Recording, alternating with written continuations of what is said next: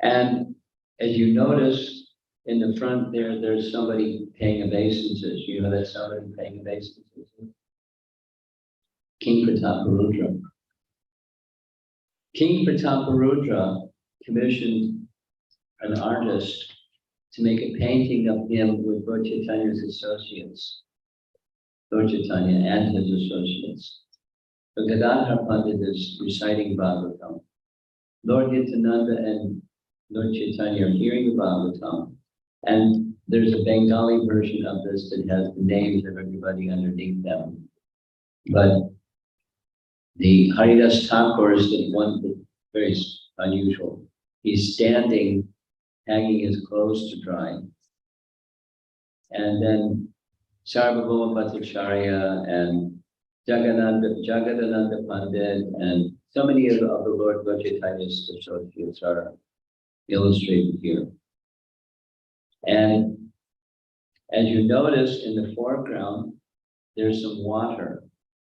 You see that in the illustration? It's by the side of Narendra Sarovar. Those of you that have been to Puri, you recognize the white and black checkered tiles. That's just on the side of Narendra Sarovar. So that's the scene, and the situation is hearing Srimad Bhagavatam, and the king, Prataparudra, is paying his obeisances before everybody.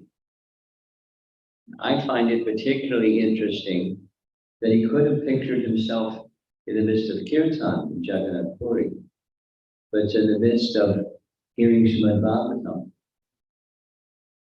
from Gadadhar Pandit, because that's certainly something that Chaitanya Mahaprabhu did on a regular basis. Normally, the recitation of Srimad Bhagavatam was done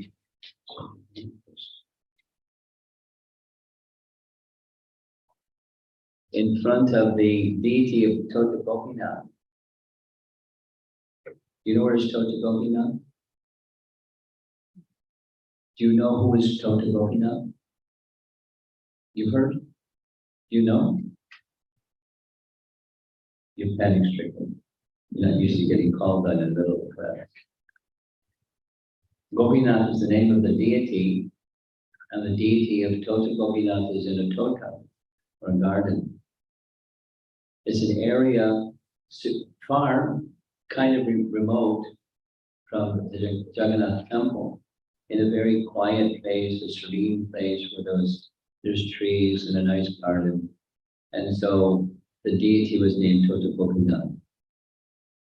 And Gadadhar Pandit was well known for those two things, amongst many things.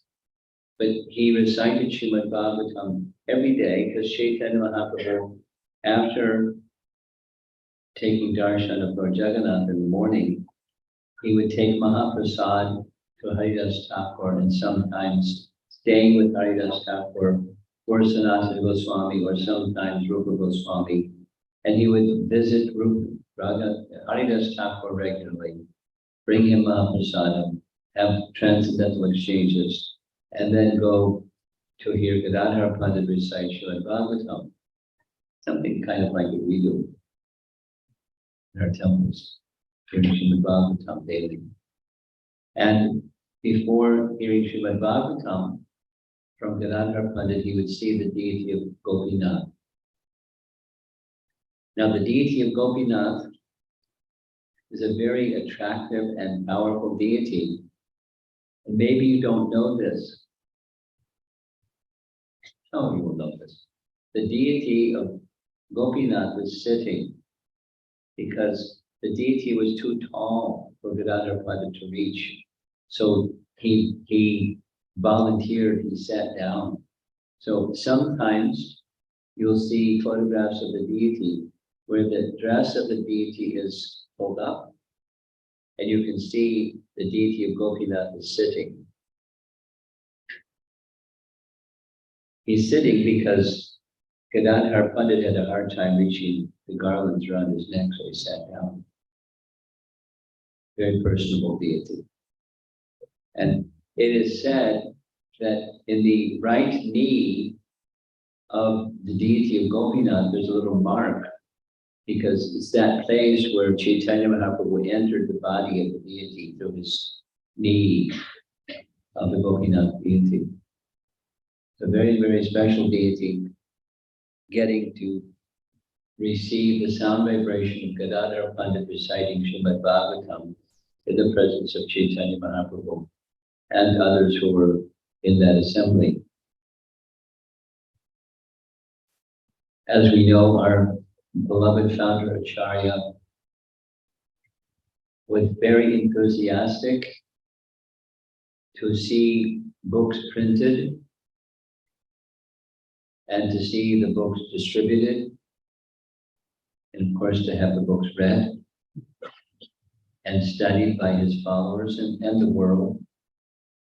It is said that when, I've seen a number of photographs, when a new book was published, or sometimes several at a time would come to Prabhupada's room, he would stop everything else that he was doing, give undivided attention to the book, beam like the sun effulgently as he was looking at the publication, the artwork, quality of the binding, and all the details, because he was quite familiar with book publication, and a beaming, radiant smile, because it was so important for him. How much time, how much energy, how much love and devotion he invested to give to the world what would live beyond his lifetime, his transcendental writings.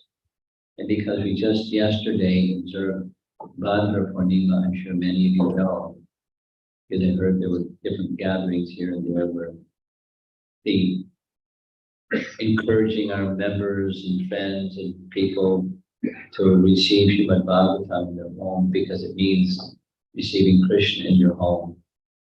Prabhupada wanted us to take that and bring it in our hearts to the whole world. What a generous gift giver our founder Acharya was. Many of you recognize this photograph of Prahlad on the altar in Mayapur. It's on Chandan Yatra, so it's covered in sandalwood.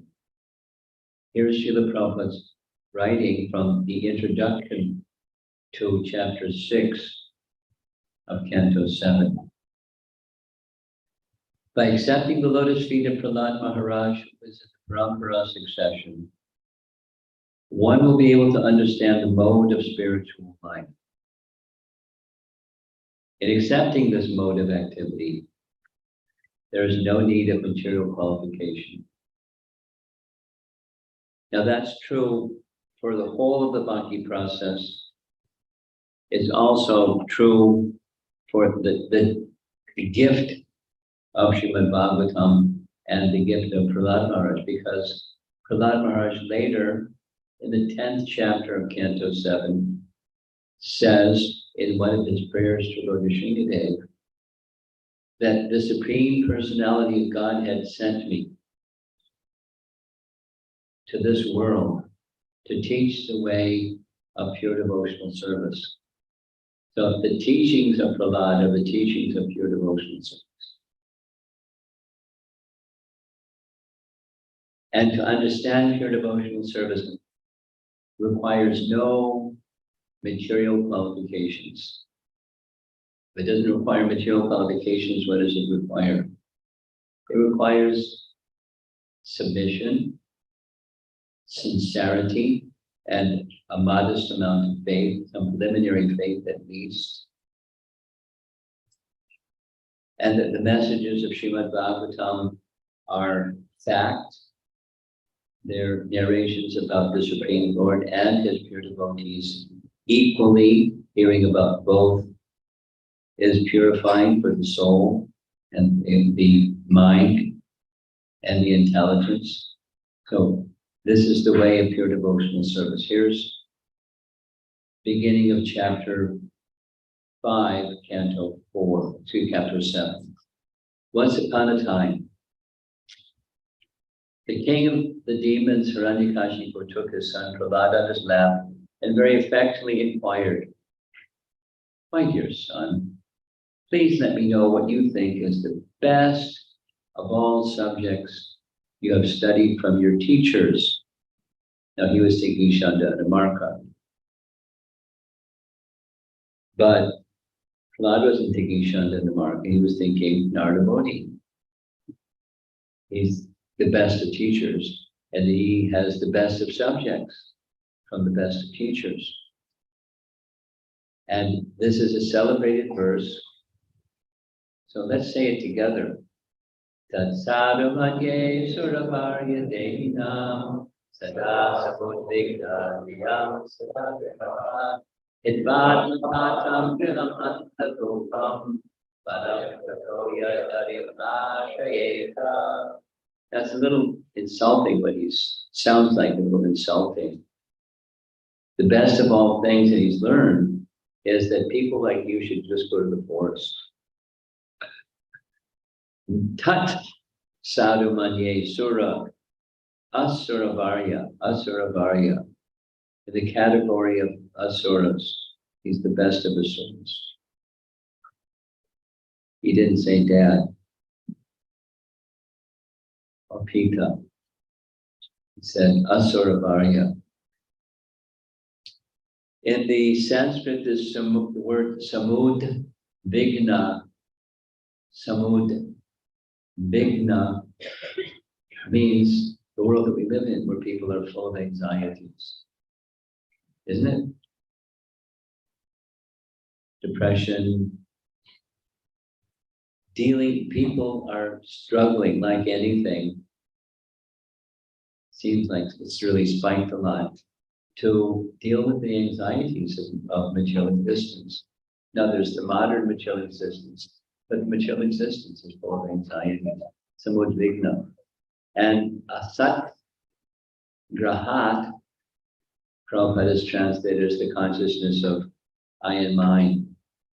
So when you make your griha asat, that's the asat griha, or asat grahat, a life where I and mine are at the center. And Atma Patam, the place where spiritual culture is stopped. So it's not a pleasant picture. The best thing he's learned, Prahlad Maharaj is saying, the best thing he's learned from Narada is those persons who have stopped spiritual culture, Atma Patam, and instead they've taken to the I and mind consciousness, they're full of anxieties. It's true. It's true. And there's a recommendation. They should give that up. It's a blind well. Instead, they should go to the forest and Hari Ashrayeta, take shelter of Lord Hari. Unfortunately, people take shelter of other things. Oh, best of the Asuras, king of the demons. As far as I've learned from my spiritual master, any person who has accepted a temporary body and temporary household life is certainly embarrassed by anxiety because of fallen in a blind well.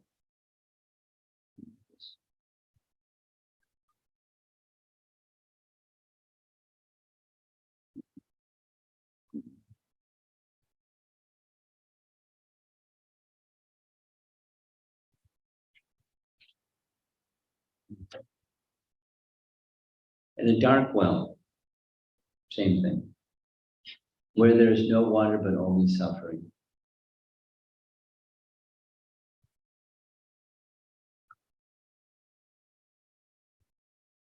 Oh.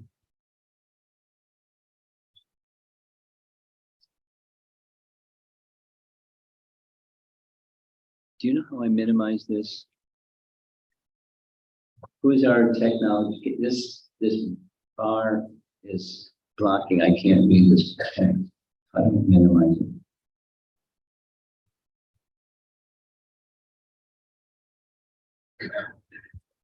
it? I can move it, but how do I minimize it?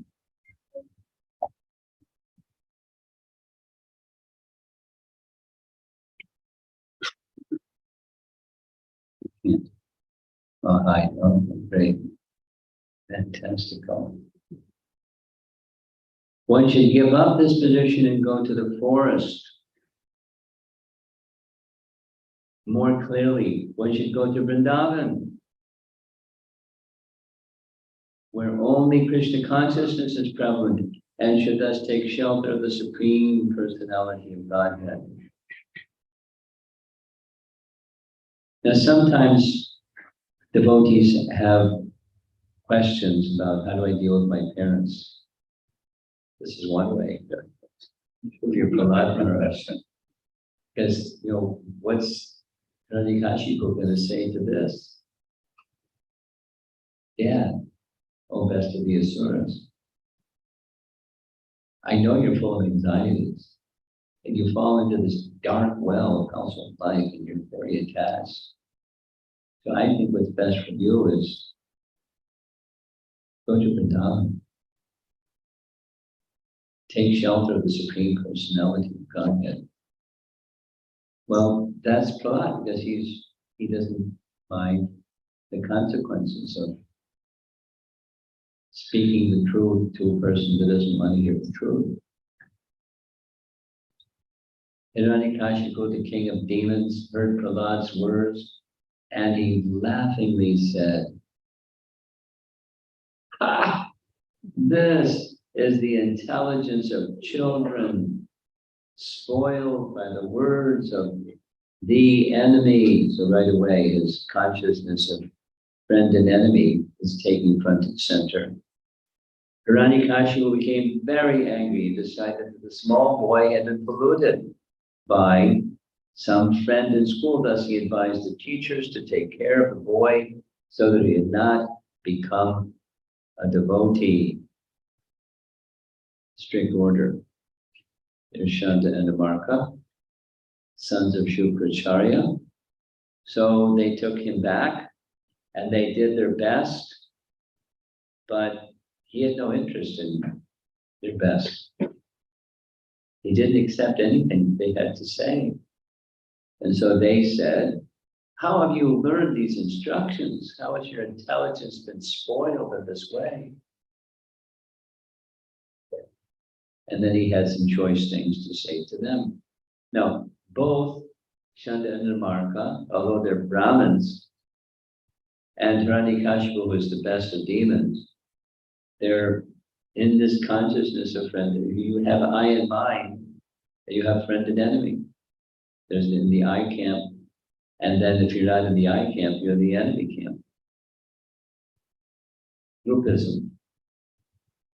It happens. Prahlad's response is this is his teaching.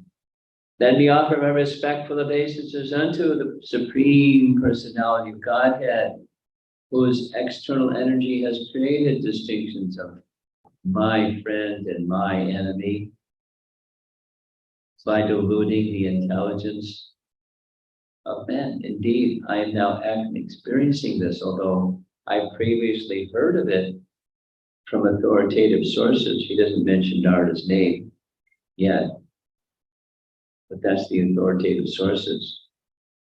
So where are we going to hear about this except through authoritative sources? That is to say, people that are involved in I and mine and us and them don't see like that so much because they're under that illusory impression. But we're getting a picture of the teachings of Prahlad from the lens of transcendence. Although he's just a small boy, because of his training, good fortune of coming in contact with Narada Muni, he has this distinction, even when hearing within the womb of his mother. He's heard the narration of Srimad Bhagavatam. And fortunately, he was a very elevated recipient. In Vishnu Purana, there's one of these stump the Swami questions. It was, who was Prahlad Maharaj before he was Prahlad Maharaj? So Vishnu Purana indicates that he was previously a king, but there was some transgression. And so because of that transgression, he was told, he was cursed, he would take birth the son of a demon, but he was actually an elevated soul even before he was Prahlad Maharaj, according to Vishnu Purana. But hearing from Narada, that was sufficient without the material qualification. Hearing from Narada is sufficient.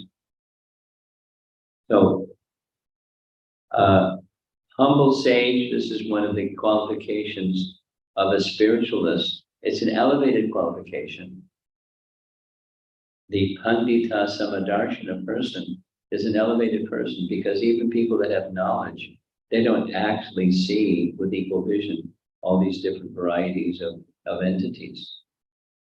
But an elevated person sees. So even he's seeing Shanda Anamarka, and even he's seeing Hiranyakashipu.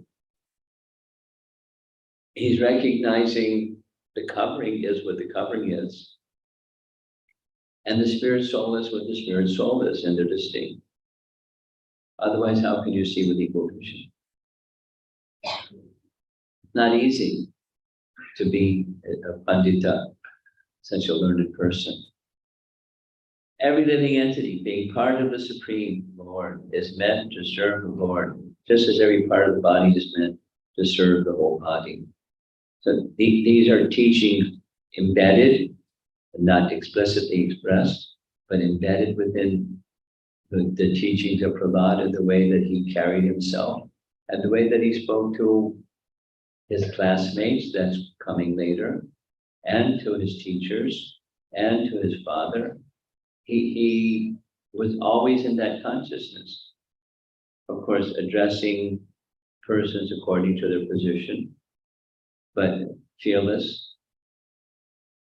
And that consciousness of seeing everyone with equal vision, Pandita Samadarshana. What about ourselves? Well, the consciousness of a transcendentalist, as far as oneself is concerned, is we're servants. Jiva Svarapaya Nitya Krishna Das.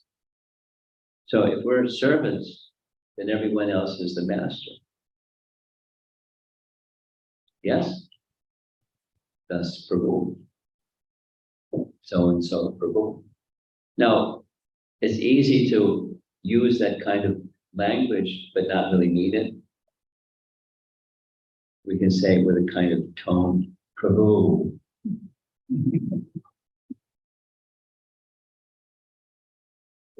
In a confrontational mood manner, not in a service manner, but that's misuse. And Prabhu means master.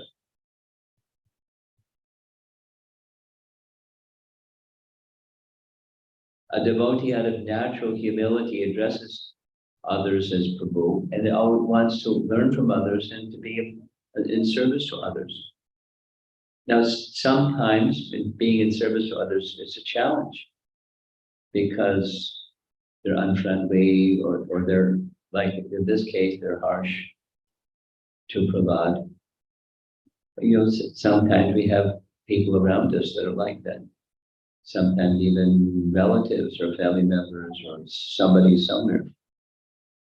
So how to stay in this service mood when you're in the company of those people? Well, if you're connected to who you really are, that's how you do it.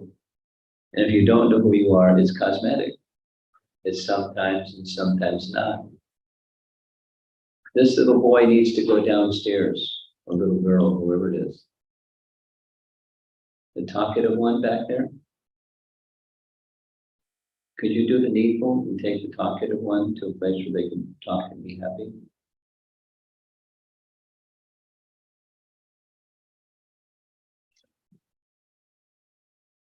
Thank you very much.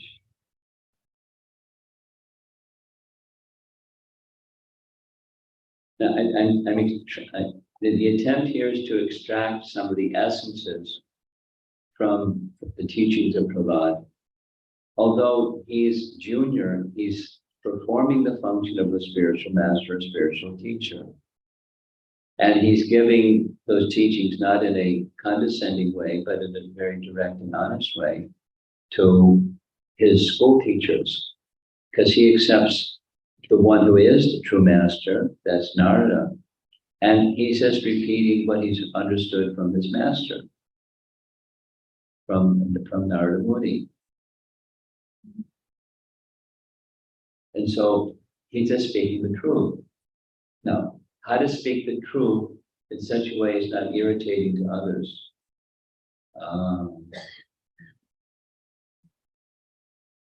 The teaching of Bhagavad Gita 17:15 tells us there's speech in the mode of goodness, and that's how to speak the truth pleasingly.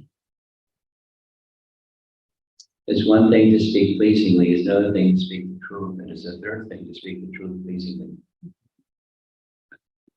Not easy. But it's our challenge, it's our way of life. And this relationship of spiritual master and servant, or others who are Prabhus and we're serving them, Krishna is above all. Krishna is the Supreme Master. We're all servants of the Supreme Master, so we can serve the Supreme Master by serving the servants of the Supreme Master. And that's our way of life. Now, it's very different than materialistic life. Then you all live in Singapore, and most of you live in Singapore. And I'm just a visitor in Singapore. And I see there's lots of people and lots of cars, lots of businesses, zoom, zoom, zoom. It's a busy place, Singapore. And the busy place, Singapore, is probably not, has the backbone or the culture of all of this transcendental teachings. Most likely there's maybe some threads and some strains here and there. But as Prabhupada writes in the Bhagavatam, modern life is surcharged with opposition. To practice and cultivate spiritual life, it doesn't matter your ashram, it doesn't matter your economic situation or your material qualification, disqualification. Atmosphere is surcharged with opposition. People don't think this way. And somehow by hearing Srimad Bhagavatam and associating with devotees, we're encouraged, we're given the capacity, potential to align ourselves, to rise above the material circumstances, like here, rise above duality. There's the bad, the devil, and there's the good, the angel, the bad and the good. Thinking one person is a friend, another person the enemy, this is part of the duality situation that exists in life.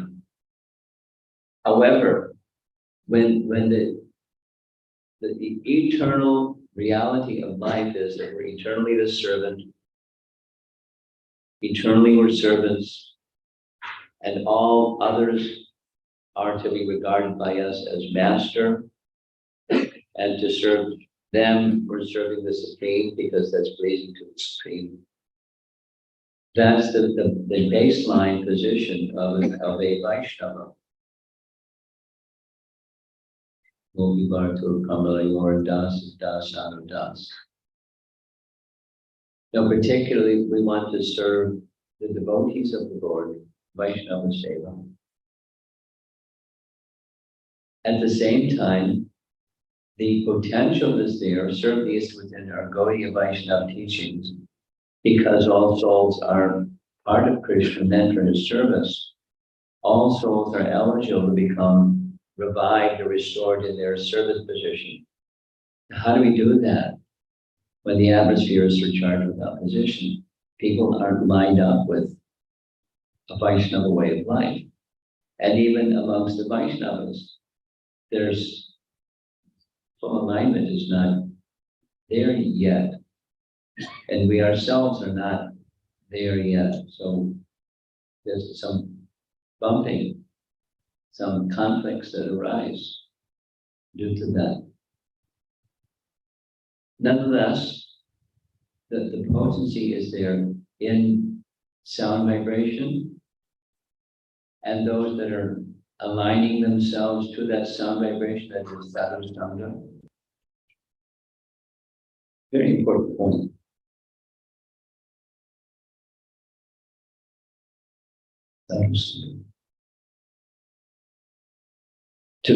To rise from the not yet a devotee to a devotee position, sadhu sangha is imperative, isn't it? Adarshadha tatak sadhu sangha, tatak bhajana kriya anarjana vidisya, ishta, etc. So sadhu sangha, and so who's a sadhu? In short, there's a long explanation given in our devotional writings, Madhurya Kandamini, for example, but in short, it's someone who accepts in principle, as we have all accepted in principle. There's a Supreme Personality of Godhead where it's part and parcel and we're meant to serve Him. One who understands like that and tries to live like that, that's sadhu. So here we are, sadhu sangha. And we're all less than perfect. And we're all in an atmosphere surcharged with opposition, trying to become sadhus. It has its challenges. The upliftment is the sound vibration, and what's beyond the shortcomings is that genuine spark that says, I'm meant for Krishna service. Bhakti is meant for pleasing Krishna in a favorable way. Or in other words, the teachings of Rupa Goswami of how to render devotional service. Favorably pleasing to Krishna, devotional service. Here's next. Prahlad's teaching sounds familiar. When the Supreme Personality of Godhead is pleased with the living entity because of his devotional service, one becomes a pandita and does not make distinctions between enemies, friends, and himself. Intelligently, he then thinks, every one of us is the eternal servant of God, and therefore we are not different from one another. Wow. This is a little boy talking to his school teachers. But he's teaching the same teaching, trying to express here. Prahlad is lifting up his teachers, although they're his elders. He's a little Kshatriya boy, they're Brahmanas. He's not talking down to them, but he's giving transcendental knowledge. Transcendental knowledge is beyond all these limitations. And when he has realization of all of this, like going back, I heard this talk of friends and enemies from authorities, and now I'm seeing it, friends and enemies. That's how you, Shanda and Mark are living. But that we're not meant to think like that. We're not meant to make those kinds of distinctions. So if you don't make those kinds of distinctions, how are you thinking? Intelligently, you're thinking every one of us is an eternal servant of God, and therefore we are not different from one another.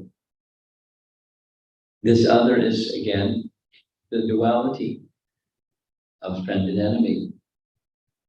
Only by the grace of the spiritual master and Krishna can one have the clear intelligence to understand that no one is one's enemy or friend. On the material platform, now Krishna is ultimately our dearmost friend, Suradam Sarvadehinam, and those connected to Krishna are also our dearmost friends. But that's in the transcendental sense of transcendental kinship or friendship, not the material sense of kinship or friendship. And our efforts, a very rewarding medium for bringing about that consciousness, is the distribution of transcendental literature. or in some way or another, trying to extend the mercy of Krishna consciousness to others. I'll just share something with you because it connects with this message. I spent many, many years of my devotional life, as you are spending your time in Singapore. I spent many years of my devotional life in New York City. New York City is a hustle and bustle city, like Singapore. It's different, but the hustle and bustle is pretty much the same. And so one of the things that I was personally responsible for was we had during the, at least half of the year, the 6 months of the year is good weather. So we had street fairs or festivals, several tents, and under one tent was books, another tent was prasadam, another tent was kirtan. We get permission from the city in different places, set up festivals and distribute books and distribute prasadam and the holy name and goodwill, give the essences of Krishna consciousness to others. And I remember very distinctly, one time we were at City Hall Park, so kind of the lower part of Manhattan, big old building and a park behind it in City Hall. And so we were set up, and City Hall Park is not far from Wall Street, so like the Wall Street people would come out during the lunch hour and mill around. They would stop and hear the kirtan and see the books and take prasadam. I remember very clearly, one man said, "People don't understand you."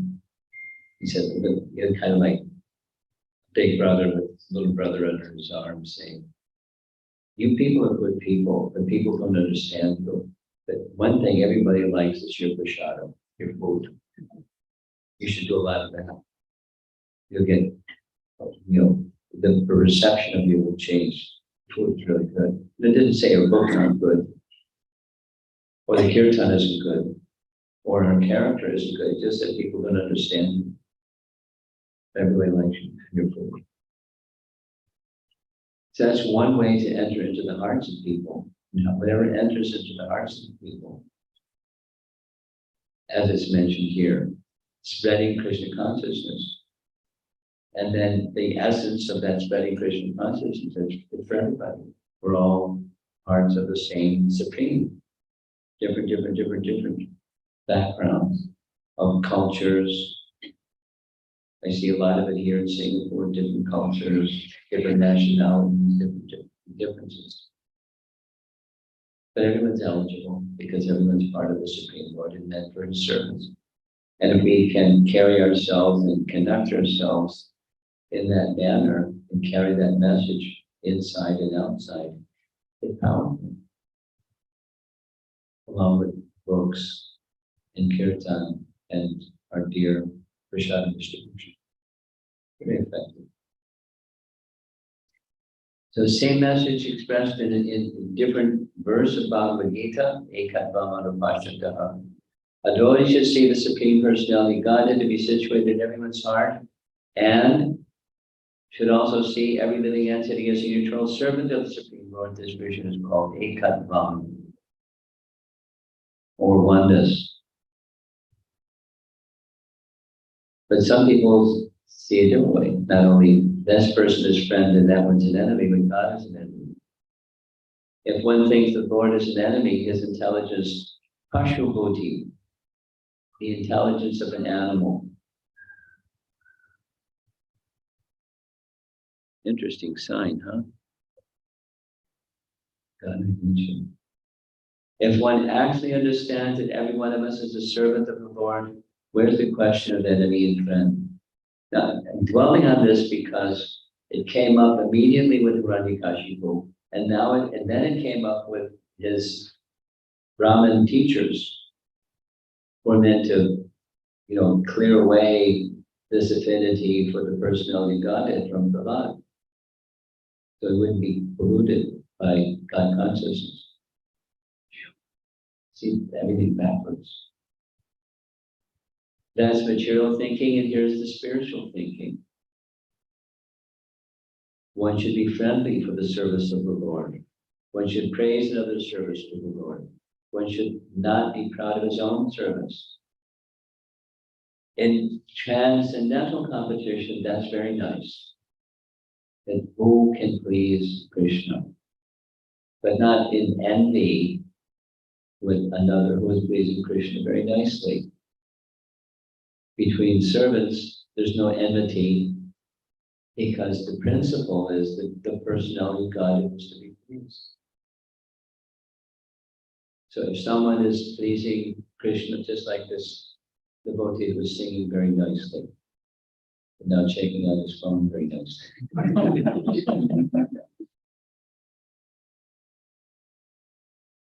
Nice kirtan.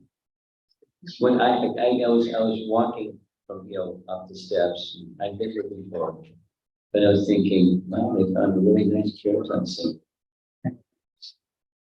No, now it's nice to appreciate another's service, but of course he shouldn't get proud. He should think, my teachers, or this, you pass the appreciation on to others from whom you received that gift that you have. Yeah. So, but it's nice to be in appreciation for other devotees. But supposing there's another person out there that says, I want to be the kirtan singer. It can happen. Maybe here it doesn't happen, but some places it happens.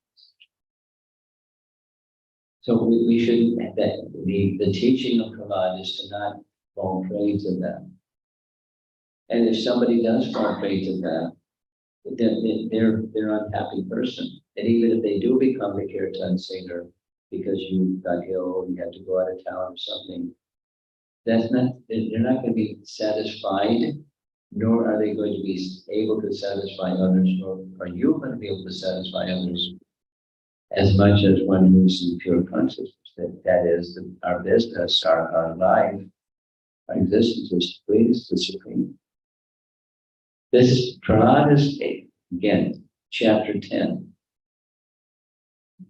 Lord Vishnu sent me to this world to teach the way of pure devotional service. So he's doing it. That's Prahlad's teaching. Because Krishna is situated in the heart of every living entity, he gives intelligence how to reach him. The non-devotees challenge the authority of the Supreme Lord, and therefore the Lord dictates in such a way that the non-devotees forget the Lord's service. This is Prabhupada's teaching on remembrance and forgetfulness. A devotee sincerely wants, and so the Lord dictates in the ways that they can remember. They want. Now, how strongly do we want? That's another question. And to the degree that we strongly want, the reciprocation is going to be there. It's a relationship, a loving relationship where Krishna doesn't interfere with our wants. He'll send messengers and messages to encourage us in the direction of being aligned with the pleasure of the personality of God. Now, these teachings are very simple, not so complicated. We've all heard it a zillion times. Just to repeat it in different ways. All of these are statements from our founder Acharya and his way of teaching the world the way of pure devotional service on behalf of Prahlad Maharaja, on behalf of Srimad Bhagavatam.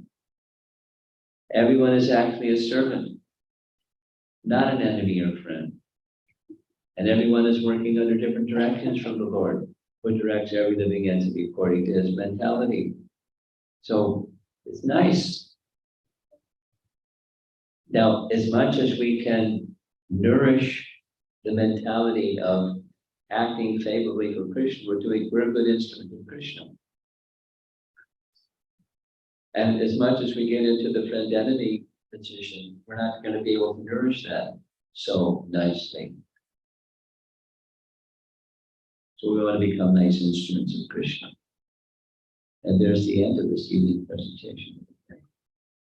So that's the beginning part, one complete chapter of Prahlad's teachings. In this case, so far, he's only begun teaching his father, or responding with his father, what the best thing he learned, and then responding to his teachers when he had no interest in learning friends, enemies, and divide and conquer, and politics and diplomacy, and he had no interest in any of that. Instead, he was speaking about the personality, not the way you learned all this.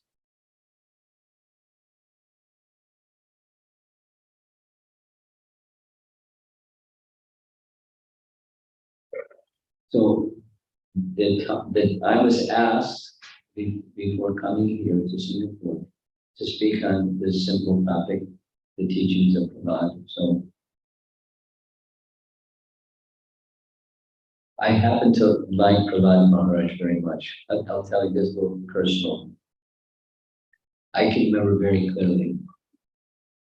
This is the summer of 1970, a few years ago. I just finished my undergraduate studies, took a leave of absence before going on to medical school, and was living in the Hare Krishna Temple in Boston. And I was hearing about Prahlad, and I got really inspired by Prahlad, because during that time, we didn't have much in the way of Prabhupada's books. The main literature that we had for distribution was Bhakti magazine. Just a little sharing, just a little sub-sharing of that sharing. Prabhupada decided, as the founder of these temples, he decided, the founder of these temples, he decided how many Bhakti magazines would be assigned to each temple. So at that time, the main temples were Boston, Los Angeles, San Francisco, and Montreal. So they had a quota, and he wanted us to meet the quota. We met the quota. Guess what? The next month, number went up. We were like, wow. But he wanted it, so we had to do it because he wanted it. That was it. He wanted it, so that's what we did. Did what he wanted. And I was wanting Prahlad. He's such a hero. He became a hero. And then sure enough, we had a second literature, Teachings of Prahlad Maharaj. I remember very clearly, it was half the size of a Bhakti magazine. Bhakti magazine was the full 8.5 by 11 size. And this was one of those smaller size. It was stapled in the seam in the back, little cover, picture of Prahlad in the front, teachings of Prahlad. Oh, I like giving that out more than a Bhakti magazine. Because I wanted people to hear the purity of Prahlad's teachings of Prahlad Maharaj. Because he's such a hero. He's such a bold, pure sound vibration maker. And people could hear that. They would benefit. It was memorable first summer of being a Hare Krishna devotee. It was really nice. And then, there were several reprints, and then it started becoming more diverse literatures. It stopped as far as being a regular publication for us. But it was a spike, it was a high point in receiving, and I read the book again and again and again, and then it invited me more and more to share. So here I am in Singapore, 53 years later, sharing the same thing. So it's striking a chord inside, just not even. Any comments? Saturday evening. A lot of people here Saturday. Yes? Do we have a portable microphone? Yes.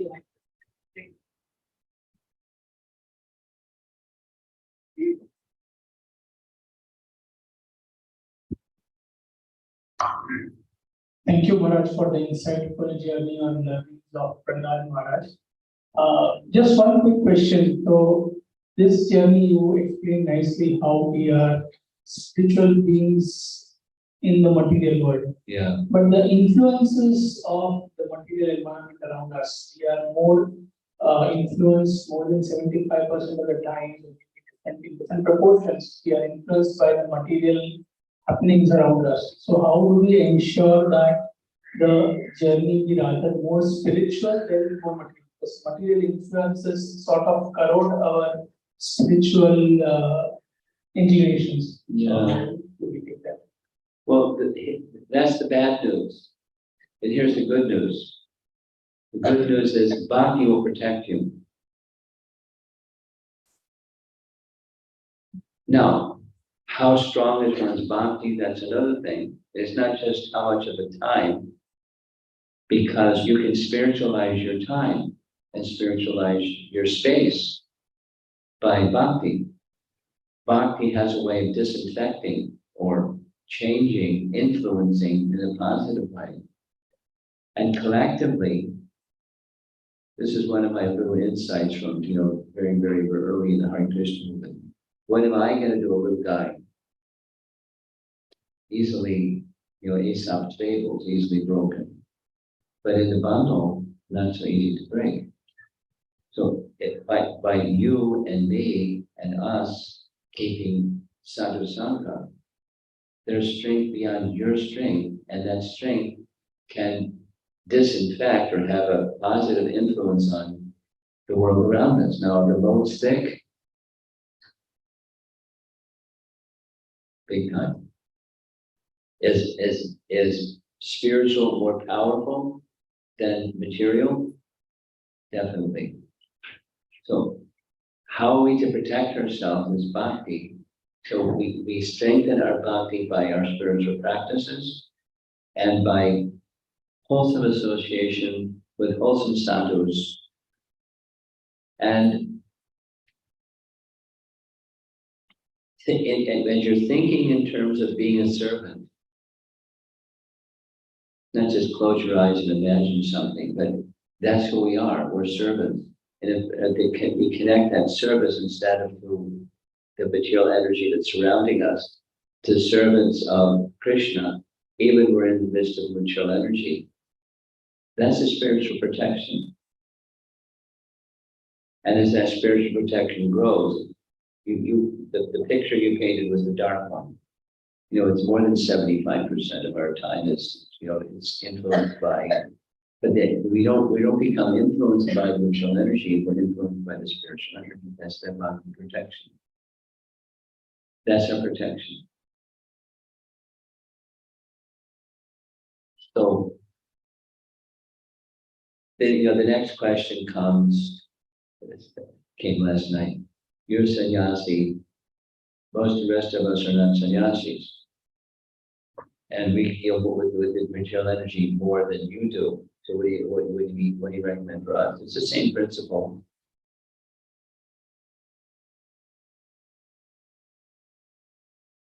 You have to spiritualize the material in your work, in your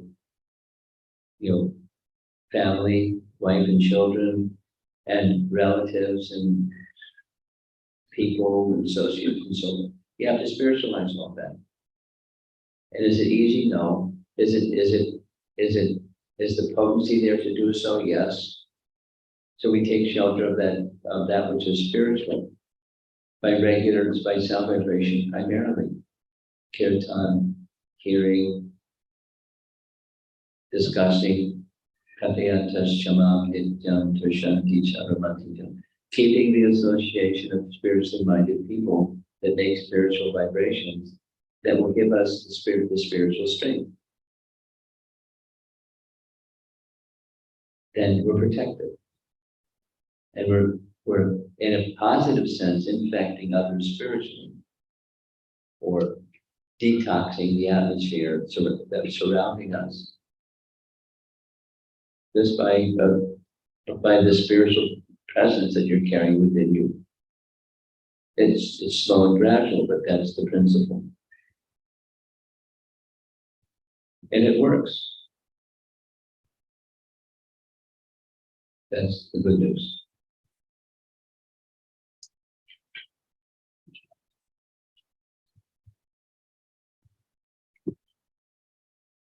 Thank you, Maharaj, for running this class. Maharaj, one thing which as you mentioned in the class, that the fight in terms of people getting more stepped down. And one common question people probably ask, if you open up with that, is that they don't find purpose in life. Purpose. And often they say that the work is just catching them, or they're getting too overwhelmed. You don't see any purpose. Yeah. Something similar to what was someone doing that, which says that it's full of anxiety. Indirectly, that's what they're trying to share. And often they think they can take some extreme steps, like leave the job, go back to simple life, or a farmer or whatever. They have some aspirations they think will make them happy, but practically they don't do it. So how do we bring this point across, which you say that we all serve the Lord? I know that you say the question again slower. Yeah. How So do we? How do we bring across to them this message for our Maharaj that we all are ultimately serving the Lord wherever we are placed?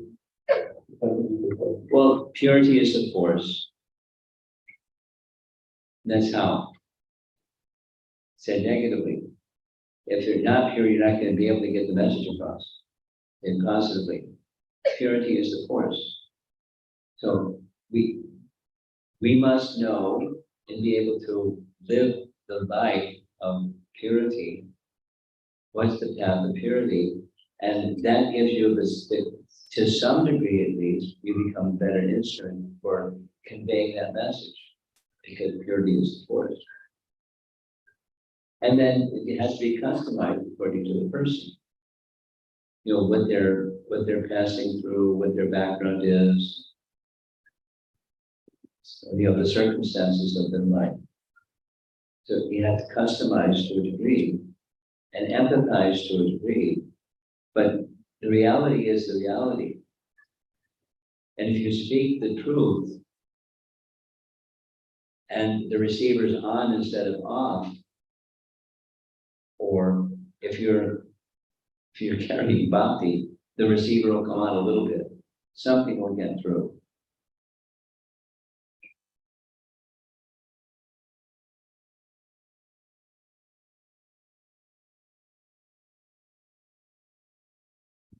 I'm not done yet. So you keep the microphone, but I just want to say something further.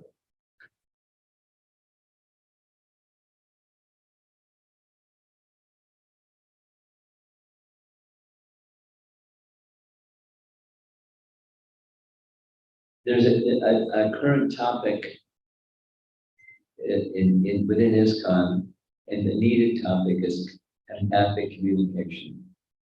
So when you feel for the empathy is feeling that the struggle and the difficulty of another person. Then certainly, Prabhupada was such a person. He felt he wanted, one of the driving forces of our founder Acharya was everyone should be happy. There's a lot of people that aren't happy. And he knew it. He felt it. There was empathy. They're not happy. But he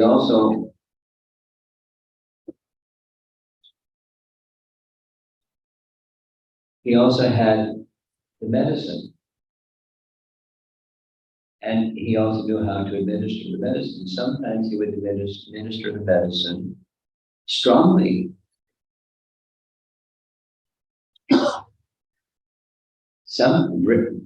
Less often he would distribute the medicine very gently, but many times it was very strongly presented.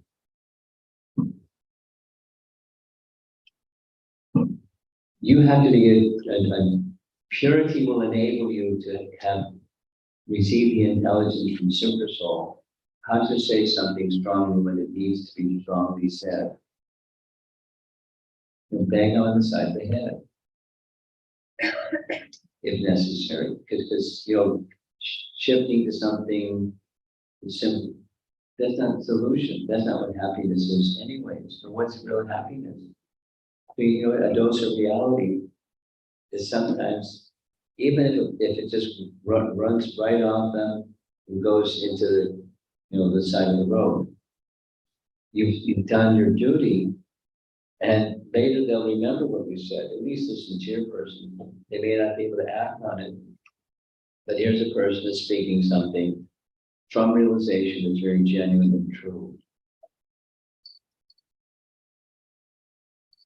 So with empathy, sometimes speaking strongly is needed, but strongly with purity. So your main effort, my main effort, is to become pure. Then we can become more effective.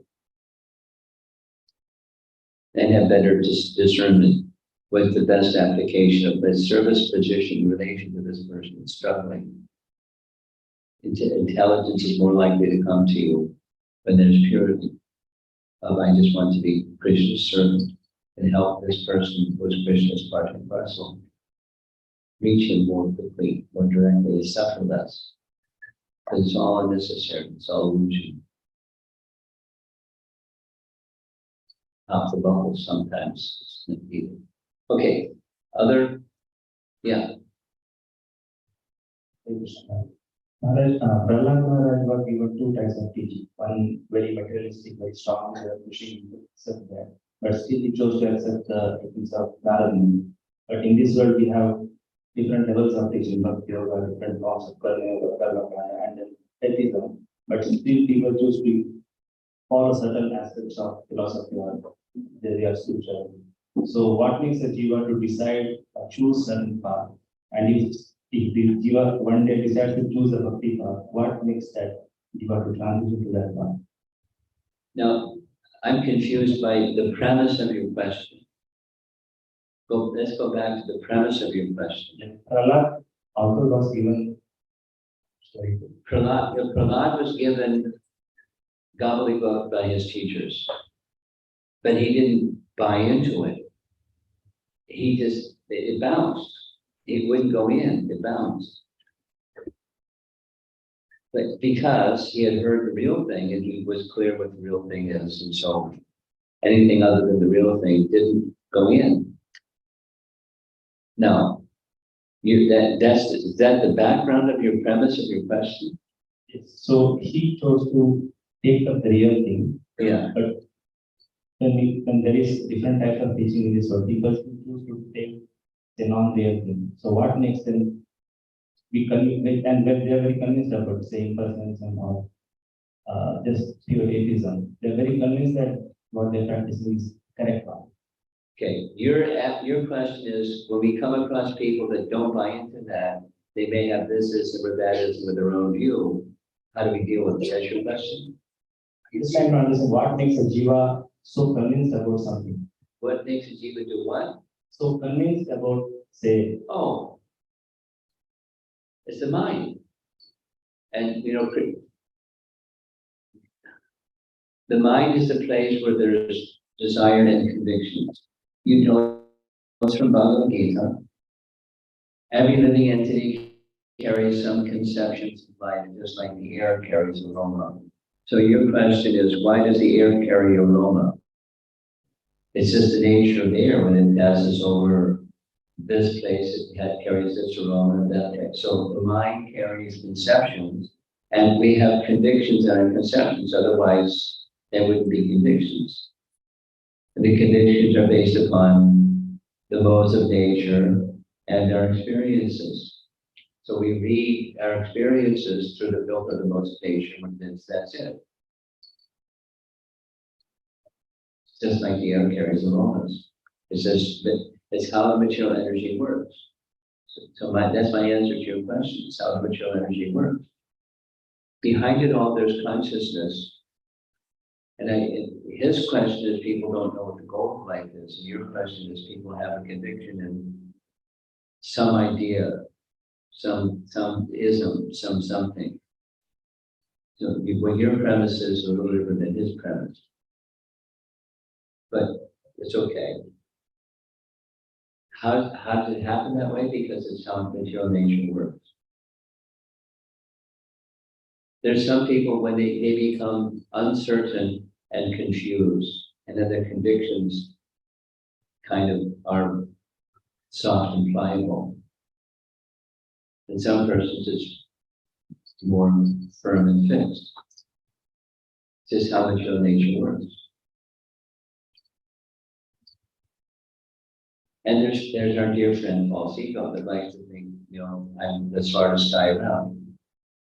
I've got answers. Just ask me, I'll give you the answer. But it's false ego drives the machine that says the convictions are right. It's just mature nature doing its thing. Okay? Right next to you, look at that. Thanks, so the 15.15 which you ended with today.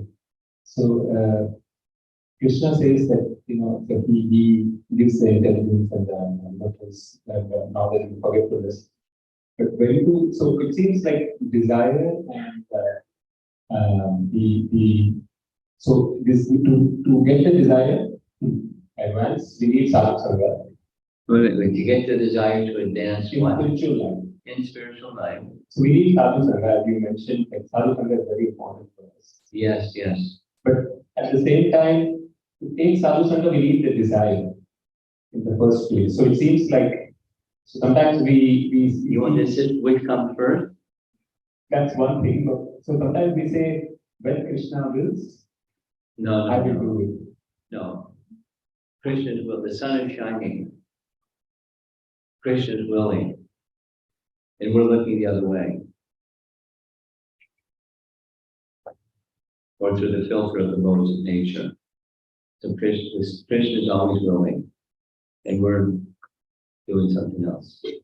He doesn't interfere with our tiny free will. Is that your question? So how do we, sometimes we tend to take this as an excuse, or we tend to justify our laziness for saying, when Krishna will, I will do it. So at what stage we can actually, we can make that. So because the desire also, it seems, depends on. There's always two things, never one thing, only. That I desire or Krishna wills. It's our effort and Krishna's mercy. Then the bell rings. We can move forward. Supposing Krishna doesn't, so there's consequences for poor choices, but free will is always operative. You can't anesthetize free will. It's of the soul. So it's always operating. So persons that say whatever Krishna wants, that's a cop-out. Because they're always wanting, the living entity is always desiring.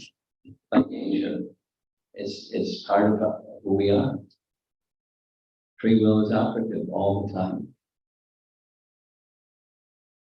So to align our will or our effort with descending mercy, that's the method where there's progress. That's just what Krishna wills it. Okay?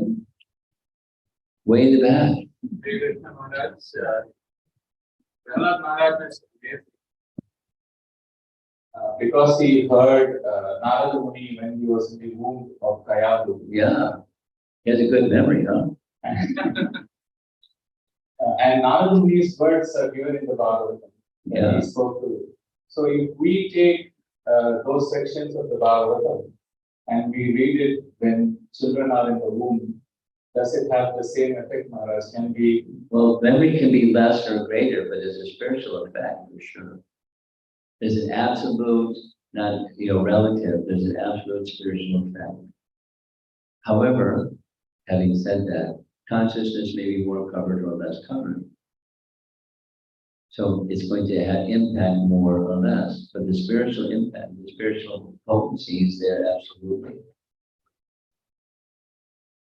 But the spiritual potency is there for a living entity in the womb, and spiritual potency is there for the plant that's growing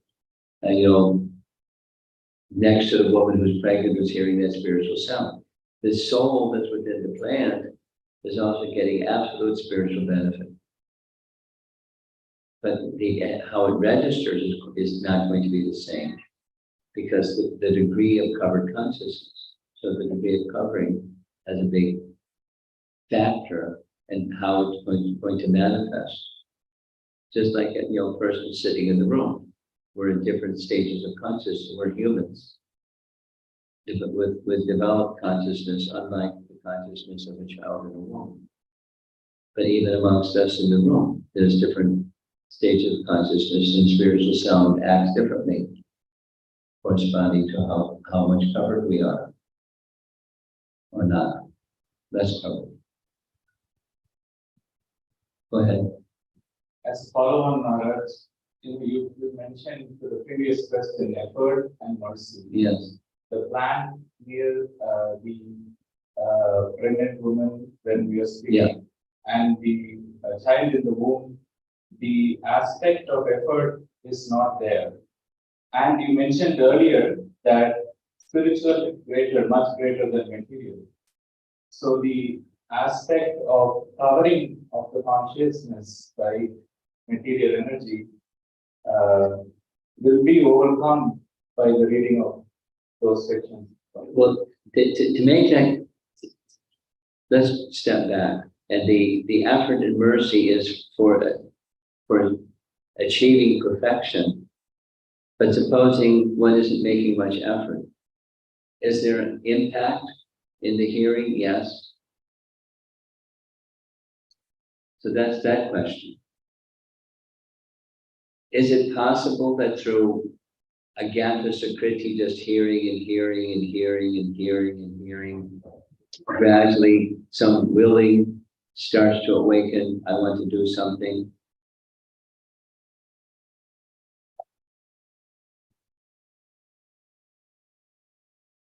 So that's a half of your question. There's another half of your question. Not sure what the other half of your question is. Want to restate the other half of your question? Honest, to restate my whole question, is it right to say that in addition to hearing from Narada Muni in the womb, Prahlad Maharaj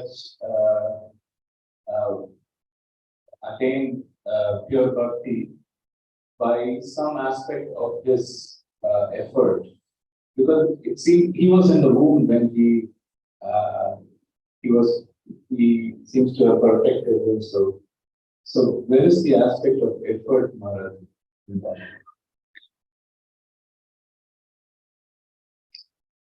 I don't know that there was an aspect of effort in that. He was hearing.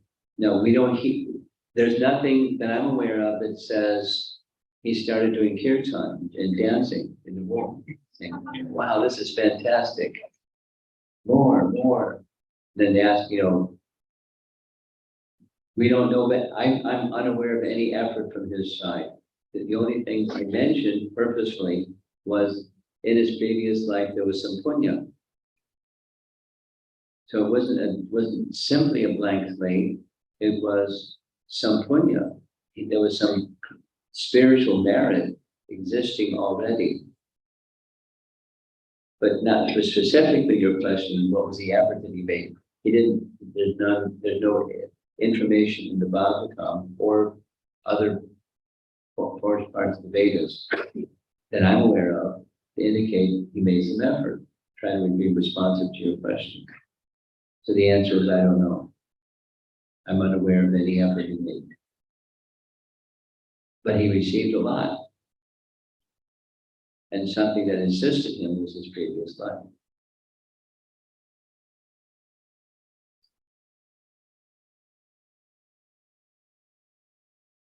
Is that all right? You have something further? We have a question up front and then we're going to end. One last question. So you said the same thing I said. The mic. So, my question is, let's say I have 1 hour for sadhu. You want to say Let's say I have 1 hour for sadhu. 1 hour for sadhu sangha. Good for you. And I have two options. One is to hear the recorded lectures of Srila Prabhupada or reading his book. And the second option is to go to nearby devotees and associate with them. So what's better?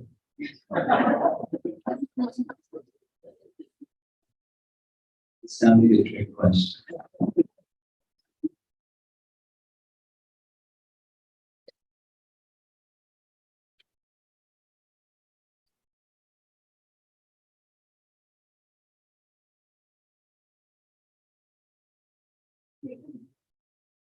Both are valuable.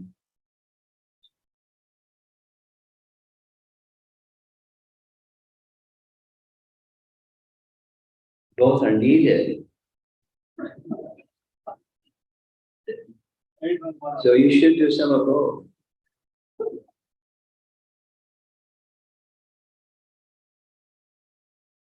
It's a time management question. It's a good question. Good question, but it's a good question because it's a question we're faced. We're busy people, and how much time we're going to invest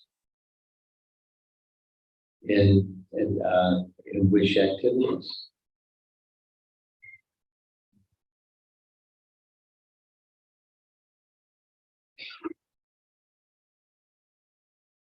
Some of both is not necessarily within that and every single given day, but within your time management picture of life, do some of both because they're both important. And maybe you can be very gifted at taking care of the duties of life so that you can find a way that you have some additional time to hear or read Prabhupada's books. If you come up with a read his book, be good time management that way. Okay, that's it. Shiva Prabhupada.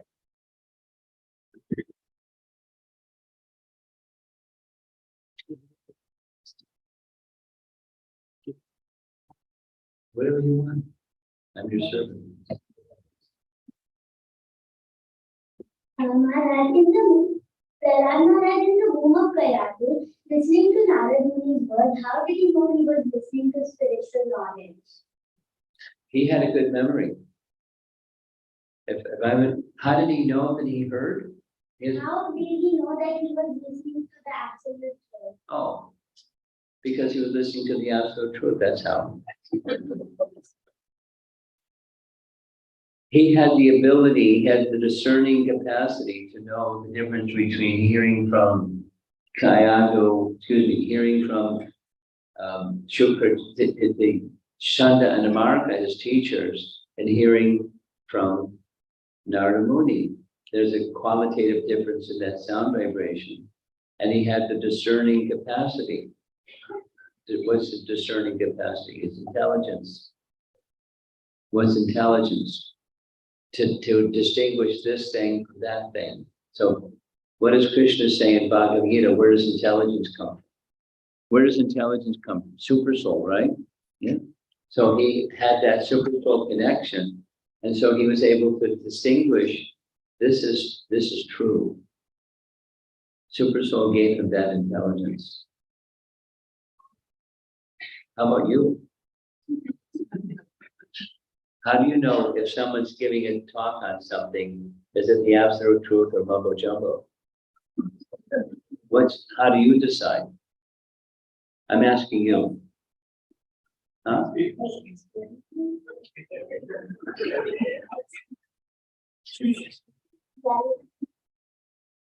Listening to people before, my experience. Okay. Well, one of the things that you can do is read Prabhupada's books. And then when you hear something, is it in accord with Prabhupada's books? And then that can be the litmus test, the way that you decide, this is the truth. Or the bell goes, ring, ring, ring. How's that? Prabhupada Maharaj ki jai. Thank you so much, Maharaj. We put a lot more time today than we normally did. But it was so nice to get so many devotees coming out and asking questions. Maharaj will be here in Singapore for the next 2 days. If you need to understand his schedule and his timings, Parmanand, you're here. I think devotees can refer you as a reference point. That would be good. But we all know that we come back here on Tuesday in the center, Goranga Center. Maharaj will be here for the Tomorrow evening. tomorrow evening. We have yes, okay, good. So we have this schedule for Maharaj. Tomorrow evening, Maharaj will be present in the center. He will be meeting and having a class with the Bengali devotees. You take it in English. So everyone is more than welcome to come and join. So that's tomorrow evening from 7:30, as I understand it. And then after that, on Tuesday, we have Maharaj's program in the evening. We have an initiation ceremony, and Maharaj will be taking the initiation lecture. It's a wonderful opportunity for everyone to come and hear from Maharaj. So that will be on Tuesday in the evening. We will send out the message again to everyone. So if you're not on the WhatsApp or the Telegram, please let us know and we'll make sure we put you on. Thank you so much for all your time and thank you for joining us today. As time is of the essence, we will all start Gurati now and then we'll give you a few announcements after that. Thank you again, Maharaj. Hare Krishna.